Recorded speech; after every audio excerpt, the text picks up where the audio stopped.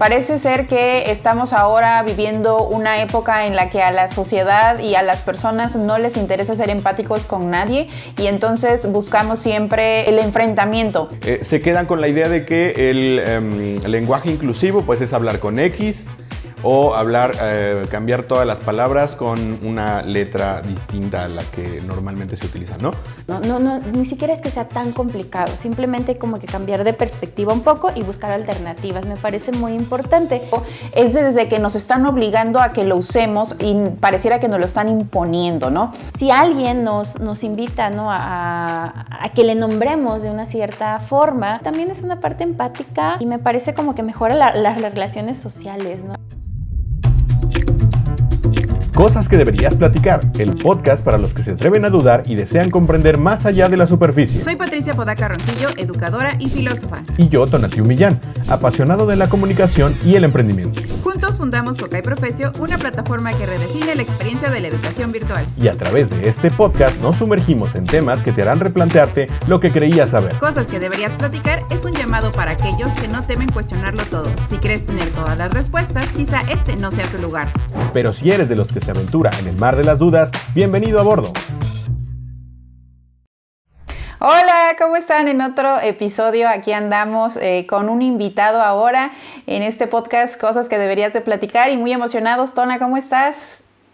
Muy bien, aquí justamente con nuestra súper invitada del día de hoy, la doctora Fabiola. Hola, bueno, es la única vez que voltearemos a vernos en el programa y de ahí nos vamos a ver allá a cámara, ¿sale? Bienvenida Fabi, pues la verdad es que es un gusto para nosotros tenerte aquí y este tema que es bien interesante que vamos a platicar ahora, pero bueno, me gustaría que pudiéramos ahí hablar de quién es Fabiola.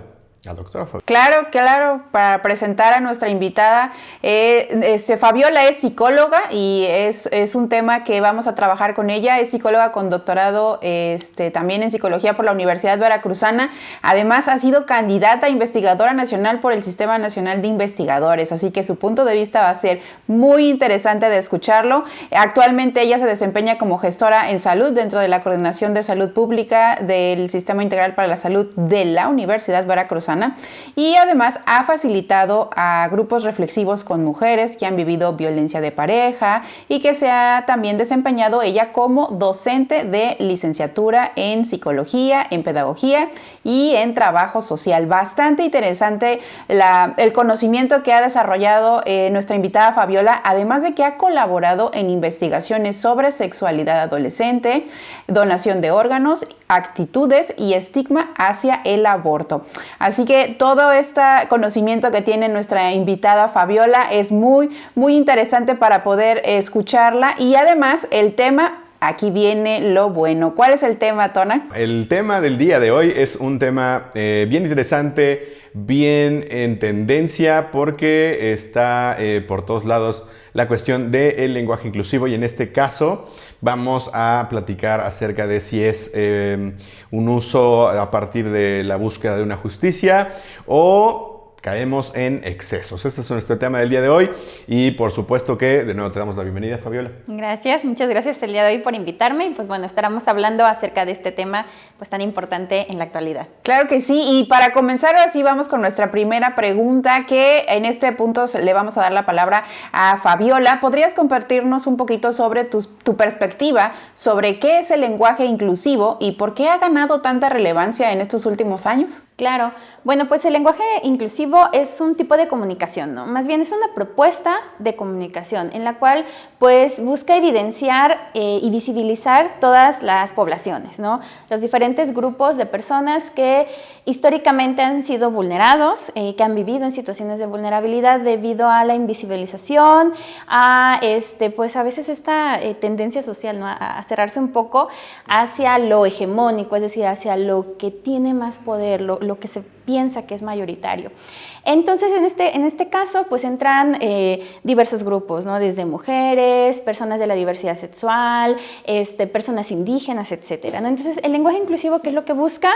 Romper estas barreras y estas divisiones y poder poner en el plano, en la existencia de nuestro lenguaje a estas poblaciones, ¿no? Y reconocer que pues somos personas y que todos y todas necesitamos el reconocimiento de nuestra existencia, de nuestros derechos, y va más allá. O sea, el lenguaje es como me parece que la punta del iceberg, ¿no? En donde se muestra esta visibilización, pero de fondo va muchísimo, va el trabajo de políticas públicas, de defensa de derechos humanos, de muchísimos aspectos, ¿no? Entonces, bueno, sería básicamente el lenguaje inclusivo. También es importante reconocer que como que hay dos términos, ¿no? El lenguaje inclusivo desde esta mirada y también el lenguaje incluyente y no sexista, que el lenguaje inclusivo, digamos, se enfoca muchísimo hacia visibilizar todas las poblaciones con respecto al género. Por ejemplo, hace mucho hincapié en la parte de diversidad sexual, y el lenguaje incluyente y no sexista pues se enfoca mucho más y hace como más énfasis en la visibilización de las mujeres, ¿no? Inclusive podríamos decir que es una propuesta mucho más institucional, ¿no? Sin lugar a dudas las dos son fundamentales, ¿no? Y a la vez se complementan y tienen pues el mismo como foco. ¿Por qué ha como estado tanto en boga en la actualidad? Me parece que pues por muchas situaciones, ¿no? En primer lugar, los movimientos sociales han hecho muchísima fuerza, muchísimo empuje para reconocer, ¿no? a todos estos grupos de personas, para defender sus derechos, y pues esto ha posicionado el tema. Va de la mano también con la implementación o el uso de medidas para que todos y todas podamos ejercer nuestros derechos, ¿no? Entonces, a la vez que ha tenido que pasar, que en las instituciones, que los gobiernos pues tengan que incluir dentro de sus centros ciertas como normas, ¿no? Inclusive hay guías en internet de la Suprema Corte de Justicia de la Nación, ¿no? En donde nos dice, pues tenemos que seguir estas recomendaciones, principalmente para funcionarios, ¿no? Entonces, me parece que la sociedad civil organizada ha empujado muchísimo este tema y a su vez, pues las demás instancias han tenido que adherir a ello. Esto, por un lado, pues crea un aspecto positivo, ¿no? Porque vamos visibilizando más la diversidad, pero creo que también otro aspecto que ayuda a que se ha posicionado este tema, pues ha sido la negativa de cierta forma ante pues ciertos grupos, ciertas personas que dicen, no, eso no se debe hacer, ¿no? Entonces, por un lado tenemos muchas personas que promueven el uso del lenguaje inclusivo o el lenguaje incluyente y no sexista, y por otro lado, pues la reacción, ¿no? De, no, yo no hago eso porque la RAE no lo dice, etcétera, ¿no? O sea, muchos argumentos. Entonces, todos estos debates, pues también posicionan al final de cuentas este tema, y pues me parece que por eso está mucho más como en tendencia. Sí, fíjate que ahora que mencionas que hay estas recomendaciones, estos manuales, estas pues como directrices hacia el actuar del lenguaje inclusivo, y bueno, ahora con la diferenciación que haces del lenguaje incluyente y no sexista, creo que sí, seguramente habrá una diferencia en lo institucionalizado, como mencionas también, en la forma en la que se aplica, ¿no? Es decir, creo que el común de las personas que no están como empapados en los temas que competen al género, más bien que los viven pero que no tienen conocimiento un poco más técnico al respecto, se quedan con la idea de que el lenguaje inclusivo pues es hablar con X, o cambiar todas las palabras con una letra distinta a la que normalmente se utiliza, ¿no? Puede ser la E o puede ser justo la X o X variantes, ¿no?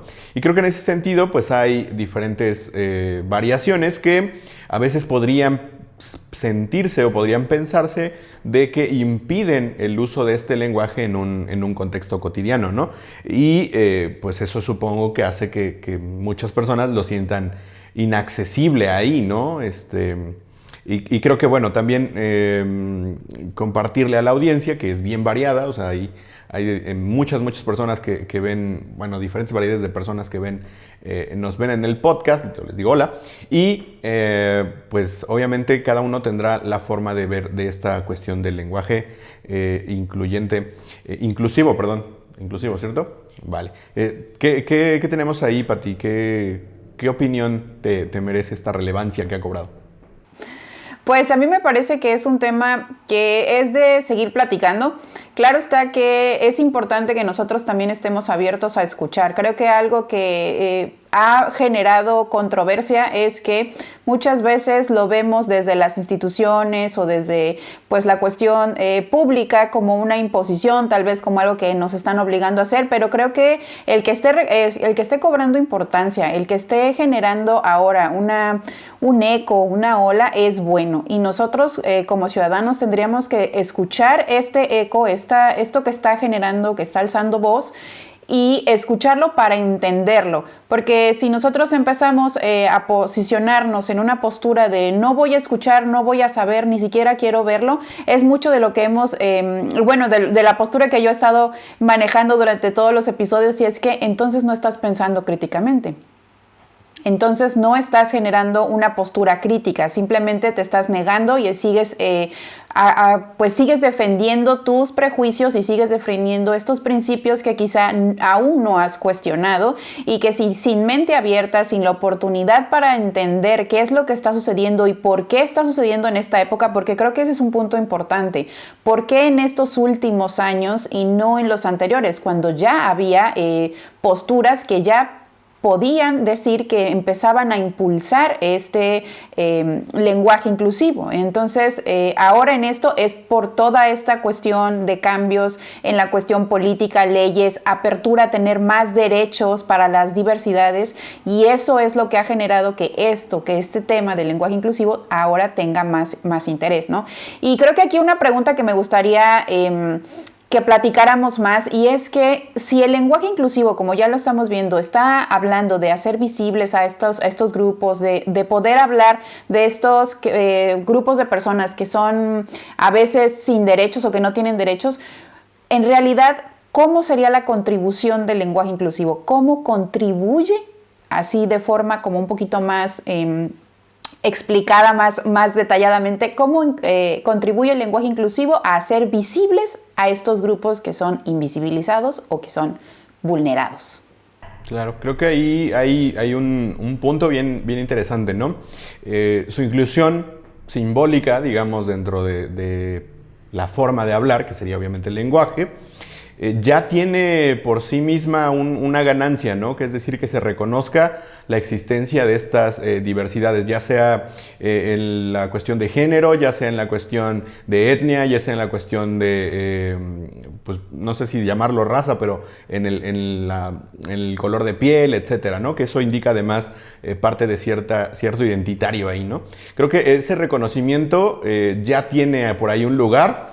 Ahora me gustaría pues ahondar un poco más, y más allá de este reconocimiento en el sentido pues de lo común, ¿qué otro beneficio tiene en derecho? ¿Tiene realmente beneficios en derechos, beneficios utilitarios el uso de este lenguaje? No sé qué piensas, Fabi.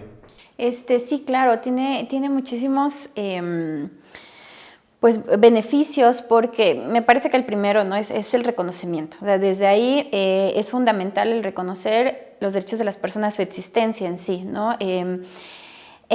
También en cuestiones inclusive de políticas públicas, de propuestas educativas, ¿no? En donde ya no nos centramos en esta parte que hegemónica, ¿no? En esta parte que prepondera, sino en todos los diversos grupos. Tiene beneficios inclusive hacia la propia identidad, ¿no?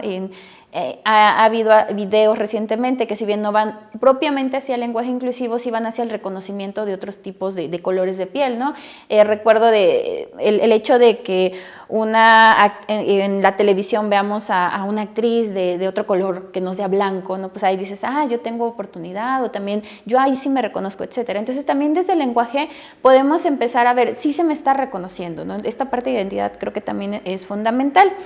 Y pues les comentaba, el lenguaje en sí es como una propuesta dentro de todo un cúmulo de situaciones, acciones, propuestas y demás, ¿no? Entonces, las personas que promovemos el uso del lenguaje inclusivo, pues más allá de solamente el lenguaje en sí mismo, pues va acompañado de una serie de acciones. Entonces me parece que también hay que ver esa parte, ¿no? No es solo cambiar la E, no es solo agregar la X, no, también va de la mano con toda una visión en materia de derechos humanos, perspectiva de género, etcétera. Entonces creo que es la utilización como tal, ese reconocimiento, pero aunado a todo ese movimiento que hay de trasfondo, que en conjunto pues ayuda a mejorar las condiciones de todas las personas, ayuda a inclusive brindar servicios de salud amigables, crear propuestas educativas acordes a cada población, ¿no? O sea, como que creo que va más allá y ojalá que pudiéramos verlo desde ahí, no es nada más la I, no es todo lo que hay de trasfondo. Inclusive, si alguien nos invita, ¿no?, a que le nombremos de una cierta forma, pues el hecho de hacerlo pues también es una parte empática y me parece como que mejora las relaciones sociales, ¿no? Entonces creo que ahí también sería otro plus de los beneficios. Muy bien, sí, y es que algo que ya tocaste, ¿no? Y es la empatía. Parece ser que estamos ahora viviendo una época en la que a la sociedad y a las personas no les interesa ser empáticos con nadie y entonces buscamos siempre el enfrentamiento. Y si a mí me ofende, entonces yo ni siquiera voy a pensar en ser empático contigo porque ya me estás ofendiendo.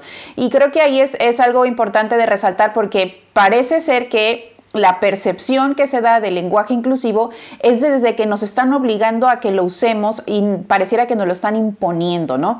Pero creo que el punto que tocas y es de que no es que no lo impongan, sin embargo, lo que nos están empujando a hacer es a ser un poco más empáticos. Desde creo que por ahí entraríamos a entender por qué tendríamos que hacer el esfuerzo, porque si alguien me pide que lo llame con de una manera que utilice cierto tipo de palabras para referirme a esa persona, hacerlo con esta empatía, ¿verdad? Porque si no, entonces estaríamos cerrándonos de nuevo, como lo dije hace un momento, y quedándonos en nuestros prejuicios y moviéndonos en este círculo de confort de ¿para qué me esfuerzo? Pero creo que tendríamos que romperlo por ahí. Y creo que una pregunta que sí me gustaría escuchar su opinión es: ¿cómo es que todo esto del lenguaje inclusivo está impactando en redes sociales y se está mostrando de forma negativa? Ahí, ¿cuál es su opinión de cómo podríamos contrarrestar pues esta tendencia negativa que se muestra en redes sociales? Pues me parece que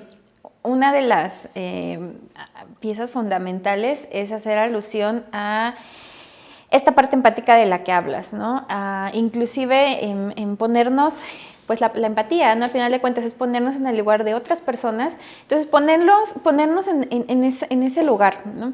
E inclusive analizar que todas y todos, me parece que vamos viviendo ciertas desigualdades en diferentes rubros, ¿no? Hay una vertiente teórica que es la interseccionalidad, ¿no? Entonces, como todos y todas estamos marcadas por algún tipo de desigualdad. Puede ser de género, de edad, puede ser posición económica, etcétera, ¿no? Entonces, inclusive que nos pongamos desde ese papel, ok, quizá yo soy una mujer cis, me reconozco como mujer, entonces pues desde ahí no me están afectando y desde ahí quizá no puedo ver lo que se siente, pero sí tengo otras condiciones en las cuales se me ha discriminado, por ejemplo, dentro del ámbito académico, pues tener cierta edad es como de tú no sabes, ¿no? Entonces quizá si yo visualizo eso y analizo, bueno, entonces desde ahí reconozco que yo también he vivido desigualdad y que a mí no me gusta que se haga eso y que se haga hacia otras personas, logramos esa empatía, ¿no? Porque puedo atreverme a decir que la gran mayoría de personas lo hemos vivido de alguna forma. Entonces, si somos empáticos desde ahí, podemos entender, bueno, entonces si a mí no me gusta que me discriminen por mi edad, pues tampoco a la otra persona le va a gustar ni le va a favorecer que se le discrimine por tener una identidad pues distinta a lo que se marca como normal o como debería de ser, ¿no? En estas ideas tradicionales. Entonces creo que apelar a esta parte empática y hacer como esta reflexión interna es muy importante para desde ahí empezar. Bueno, de ahí también creo que es importante que hagamos como campañas que nos ayuden a dar opciones, ¿no? ¿Cómo puedo ser? ¿Qué puedo hacer? Inclusive el hecho de, ok, a mí no me gusta utilizar la E, por ejemplo. Bueno, no tienes que usarla siempre, pero quizá puedes ocupar ese tipo de recomendaciones, les decía, de manuales de la Suprema Corte, de la Comisión Nacional de Derechos Humanos, en donde nos dicen, bueno, si no quieres hacer esas puntualizaciones, hay otras formas, ¿no? Dirigirte a nombrar personas antes de lo que vayas a decir, ¿no? Las personas que fueron invitadas a este evento, por ejemplo. Desde ahí estamos haciendo un lenguaje inclusivo y no es algo complicado, no es algo que se salga de la norma, no es algo así como que se vea inclusive mal, ¿no? Entonces buscar como ese tipo de opciones, tanto buscarlas de manera personal como brindar a la población esas opciones creo que son fundamentales para que se vaya rompiendo esta división, ¿no? Ni siquiera es que sea tan complicado, simplemente como que cambiar de perspectiva un poco y buscar alternativas, me parece muy importante. Y si estamos frente a una persona que propiamente nos está diciendo, dime por este pronombre, por ejemplo, ahí sí yo les invitaría a respetarlo. Y si de verdad es muy difícil decirle, por ejemplo, ella, ¿no? O me está diciendo que digas amigue y me es muy difícil, pues quizá le puedo decir por su nombre, ¿no? O si por su apellido inclusive, ¿no? Y desde ahí estamos marcando la diferencia. Quizá mis creencias son muy difíciles de modificar, bueno, ok, se vale, ¿no? Pero no voy a transgredir a la otra persona, no la voy a afectar. Voy a buscar la manera de no decirle de esa manera que le cause algún conflicto. Y tener en cuenta que no hemos sido la primera persona seguramente que le ha dicho de esa manera, que no le gusta. Seguramente ha venido tras una historia bastante fuerte de desigualdades, discriminación, entonces pues ya lleva una historia bastante fuerte. Entonces el hecho quizá de que también le abonemos un poco más, pues le haga mucho más daño. Esa parte me parece muy importante, ser totalmente empáticos. Y yo ahí finalmente agregaría una parte. De manera individual, pues sí podemos hacer este análisis, reflexión y demás. Pero creo que es fundamental que si estamos dentro de algún trabajo, como por ejemplo personal académico, estamos como funcionarias públicas, ¿no? O sea, como desde ahí tener cuidado, ¿no? Y sí saber que es un marco que tenemos que respetar y es imprescindible.